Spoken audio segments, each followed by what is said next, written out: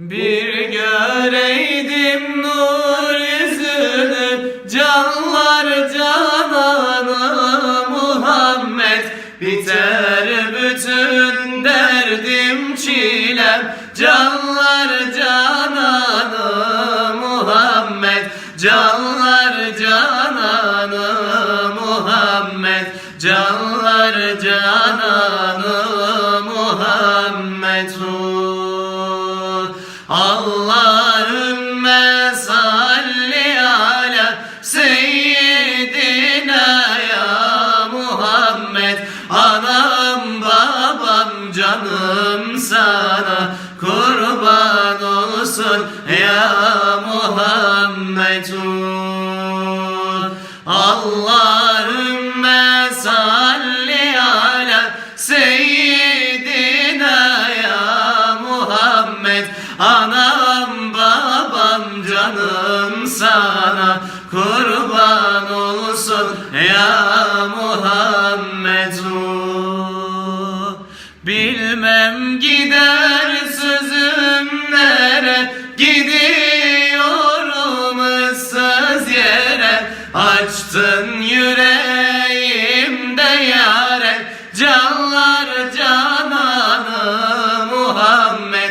Canlar cananı Muhammed. Canlar cananı Muhammed.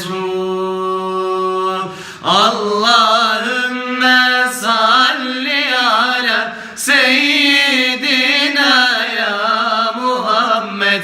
Anam babam canım sana kurban olsun ya Muhammed. Allahümme salli ala seyyidina ya Muhammed.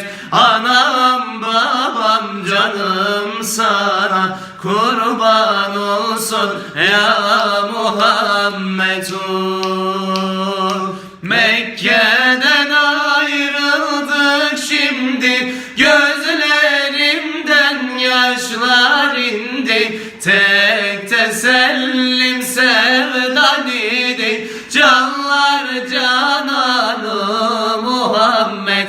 Canlar cananı Muhammed. Canlar cananı Muhammed.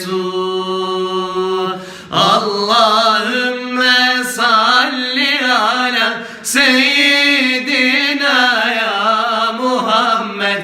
Anam babam canım sana kurban olsun ya Muhammed.